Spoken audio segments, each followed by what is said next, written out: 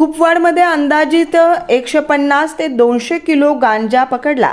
सांगली एलसीबीची मोठी कारवाई, थरारक पाठलाग करून केली कारवाई। सांगलीच्या कुपवाड शहरातील मुख्य रस्त्यावर इनोव्हा चारचाकी कारमध्ये मोठ्या प्रमाणात गांजा आढळून आल्याची माहिती समोर येते आहे।